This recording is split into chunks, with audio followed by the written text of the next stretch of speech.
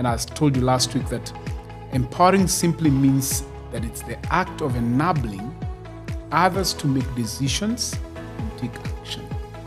Enabling others to make decisions and take actions.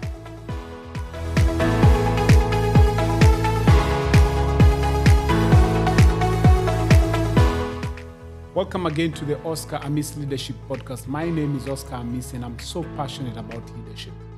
I equip people with high capacity tools to drive societal transformation. I believe that everything rises or falls as a result of leadership. And if we can be able to sort out the leadership question, we'll be able to see change and transformation in so many things around us, either in the corporate space, in the religious space, in business, and the politics of our nations. If we can fix the leadership question, then we'll see a lot of improvement in what happens and goes around us. We've been talking about empowerment, and I said in the last podcast that empowering is the health of any effective leader. In other words, you can't count yourself as a healthy leader if there are no people that you're empowering around you. And I think I posed a question to us in the last episode and asked, are there people that you know that you're consciously and intentionally empowering? You that has an opportunity to be in a space of management, either mid-level or senior level, even the C-suite level, are there people, are you empowering the people that are around you? Or are they just there to churn out results? Are you empowering them? You can't be an effective leader unless you intentionally empower. I want to go back. And I think I've done that in the last two podcasts. Still go back to the definition, my simple definition of an empowering leader, because it's so critical for us. If you're going to see results, if you're going to see the vision that we have as leaders perpetuated, even way after us, it's important for us to get to understand the definition of empowerment. And I told you last week that empowering simply means that it's the act of enabling others to make decisions and take action. Enabling others to make decisions and take actions. In other words, if every decision has to come back on your desk, doesn't matter how little, how small that decision is, then you're not empowering the people that are around you. I mean, at your level, either in senior level, because you're raising leaders, you should be able to know these are the kind of decisions that I get to make, and these are the kind of decisions that I delegate to those that I'm developing, those that are working around me. But if you've got to make every decision, whether you're on leave, you've taken a holiday, you're out of your office, and every small decision has to come back on your desk, then I need you to know you're not empowering anyone. You've got to start enabling others to make decisions and to take action. That's what empowering leaders do. You see, unfortunately, sometimes in our quest to feel needed, sometimes we make sure that we make all the decisions, even the smallest of the decisions, because we think that makes us needed. When you're getting all these calls asking you questions, makes you needed. Yes, you will feel needed, but I'll tell you, you will not be doing that organization justice. If you're going to do that organization justice, you've got to empower people around you. Don't just empower them by giving them tasks, delegate authority to them too. I told you in the last episode, there's a difference between a leader who's raising leaders and a leader who's raising followers. A leader who raises followers does not delegate authority. They make all the decisions. They keep all the authority to themselves. But a leader who's raising other leaders has learned to delegate authority. Has learned to challenge the people they're developing. That listen, when it comes to questions or decisions of this level, don't bring that to me. Make those decisions. You know the values of the organization. You know the vision of our organization. You know where we are going. Make those decisions. And I'm going to back you. I'm going to support you. That's an empowering leader. I told you that you train, you develop. And you don't just train and develop as an empowering leader. You do something that sometimes is very difficult for us leaders. You start believing in the people that you're developing. Believing in the people that you're developing means you start to create a trust environment that people can work, make decisions. Where they go wrong, let's come back, pick the lessons from the mistakes that we've done. We interrogate the lessons and we learn from those lessons. We told you there are things that you need as an empowering leader. We talked to you about the 3 principles that are must-have for an empowering leader. You want to learn more about them, I need you to go back to the last episode. Go listen to it, and you'll get to hear the 3 Ds of an empowering leader. Last week, we started talking about the critical steps that you and I need to take if we are to effectively empower. 2 critical steps. I told you these are 2 critical steps of empowerment. And I told you we'll do 2. We did 1 last week, and that was time. We said time is of essence. You can't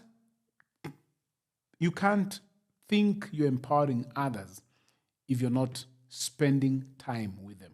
And we said last week, this is not just a passive time with them that just gives them presence and proximity. It's got to be an active time that gives them presence and proximity. Active in the sense that they get involved in the day-to-day as they spend time with you. And we shared with you 3 very important things that we said. If these things are happening, then you know your time is being spent wisely as you develop the people around you. We told you 1, when people are spending time with you, they've got to be able to interrogate your blind spot. They've got to be able to learn from your hits and your misses, your weaknesses and your success. Many times as leaders, we project perfection. You bring people on board, it could be younger leaders, and the way you carry yourself, the way you talk, it's like you've never made a mistake. You've never made some decisions that either costed the vision. It's just perfection. I came to remind us that as any leader, doesn't matter how successful they are, they know they're not perfect. They know they're not perfect. They've made some mistakes in the past, and they've also made some great decisions in the past. So when you're spending time with those that you're developing, allow them to interrogate your blind spot, be vulnerable to them so they can learn, listen, where you are at, you didn't just get there. You've been on a journey, and that journey is made up of good decisions, sometimes bad decisions, success and failures, challenges, sometimes under pressure, that have made you and gotten you to where you are as a leader. Number 2 thing that we told you must happen when you're empowering people and spending time with them is that they must be able to strategize for vision. You don't just want passive people around you.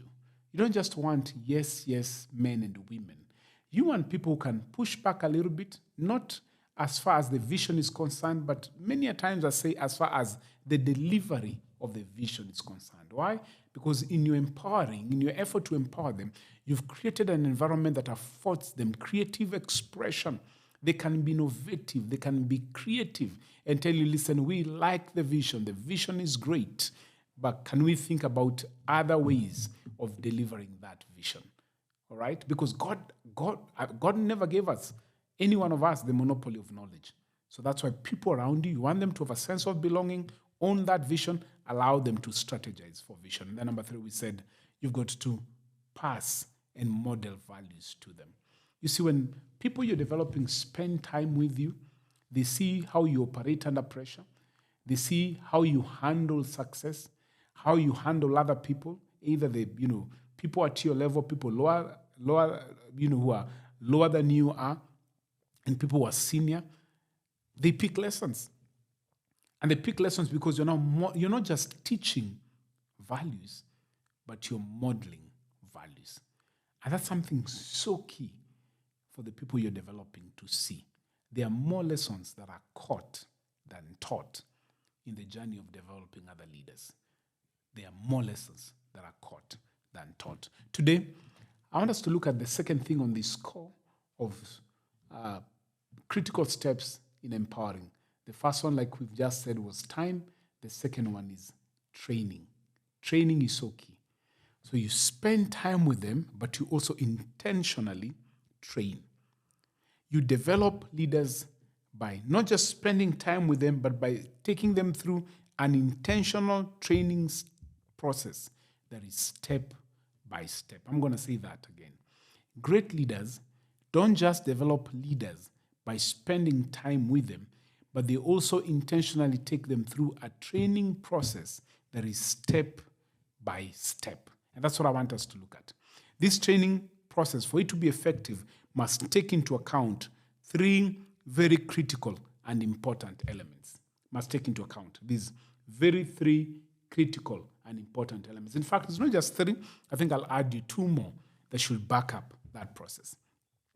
Number one, if you're going to effectively train, there has to be a component of education. All these critical steps start with the letter E to make it easier for you to remember. The first one, there has to be some education. And in education, you're asking yourself this question, and you keep on asking this question as you develop these leaders.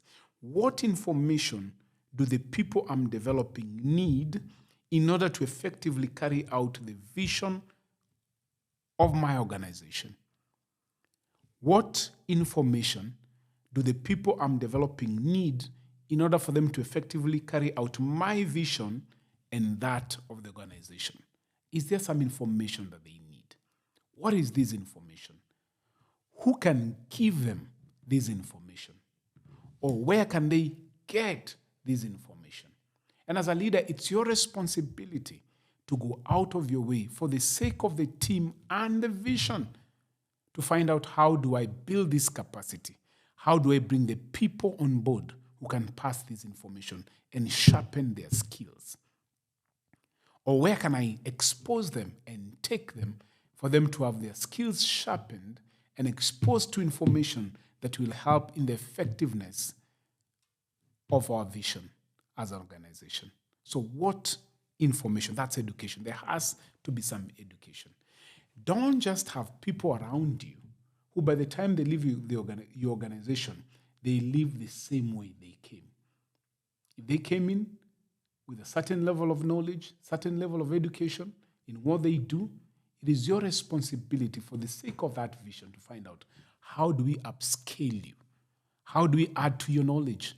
How do we add to your skill? So what education will you need? Who can offer that education? And where can we find that education? And you do everything within your power to make sure that they have access to it. Number two, it's a question of equipping. It's a question of equipping. What tools or skills do they need to be effective leaders who can influence and lead and be able to maximize on the vision of the organization? The second one is a question of equipping. So this is the question. What tools or skills do they need? What tools or skills do the people I'm developing need to effectively lead, influence, and drive the vision of the organization? What skills? What tools? What can I make available? How do I equip them? So the first one is information.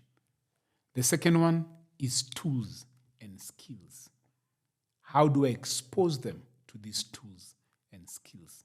How do I make it easier for them to be able to influence and lead? That's the second question. The first question is a question of education. The second question is a question of equipping. The third question is experience. You've given them information. You've given them the equipment, the equipping that they need, but then they need to go into the arena to play. Experience. And this is the question. What platform do I need to create for them so they can gain as much experience as possible as they execute what they have learned? What platform do I need to create? Remember, it's not them creating the platform. You, the leader, got to create that platform. What platform do I need to create for them so they can gain as much experience as possible as they execute what they have learned? So there's education, there's equipping, and there's experience. I normally say, if you're to work on a percentage level, the education should be 10%. The equipping should be 20%. The experience should be 70%. But you see, many of us sometimes work it the other way around. The experience is 10%, the equipping is 20%, the education is 70%. You do that, you won't raise effective leaders. At that level, the education 10%, equipping 20%, experience for them to exercise and practice that which you've taught them should be 70%. In other words, we keep on creating platforms for them in the organization, outside the organization, for them to be able to thrive and execute what they've been taught. That should be the components of any training. If any training doesn't have these three components of education, equipping, and experience, then that's not effective training. It will just be an academic exercise. And you don't want that to boil down to an academic exercise. That as a developing leader, as a leader who's empowering other people, your training should have these three key components. Education, 10%. Equipping, 20%. Experience, 30%. It should take up most of their time. It is experience. Because people learn better when they do. People learn better when they're doing out there. And then I'll add you two more, and then we'll be done on this score. These two now should be like the icing on the cake to be able to check out, has my training been effective? Evaluation. Once they've gone through those three key components, then there has to be some evaluation. How often will I sit down with the people I'm developing in order to evaluate their progress and their growth? There has to be some evaluation. You can't be an empowering leader who doesn't spend time to evaluate. Where are they at? Are they at the same level when they came in? Are they developing? Are they progressing? That's the evaluation. Any empowering leader must evaluate the progress of the people that they're developing. And then edification. Once you've evaluated where they are at and things are working, it is important for you to take time and to recognize that progress and the hard work of the people that you're developing. That's edification. It's simply patting them on the back, saying, it is good, you're doing well, you've progressed. What is celebrated is repeated. You progress, you're doing well, I'm seeing improvement, great improvement in what you're doing. I need you to work on this, but I'm seeing great improvement. That's the process of edification. That's the question of edification. You're patting them on the back. You don't wait to do that at the end of the year. Do it as often as you can. Every time there's an opportunity for you to celebrate the people that you're empowering when they get it well. Don't just be known as a leader who points out the wrongs. Also be known as a leader who celebrates the good that has been done. That's an empowering leader. We've said today that, listen, for you to be able to empower properly, training has to take place. And the three components that are key for that training to be successful, that is education, that is equipping, and that is experience. And then with those three, you've got to bring in evaluation, sit with people to track their progress, edification, celebrate them where they are doing well. You do that, you'll be empowering your people well. I want to challenge you as we finish our podcast today. Think of a few people, put their names down that you're empowering. Intentionally go out and empower them as leaders. Next week when we meet, we'll be taking this conversation higher. But then thank you so much for joining us, for listening in and watching. If this is blessing you, if this is benefiting you, please share it. And don't just share, we want you to subscribe to our podcast channels and to our YouTube channel. And if you have any question, write it in the chat. We'll be able to respond to that question next time. And as usual, listen, if you want to learn the things that I'm teaching in greater detail, go to Amazon.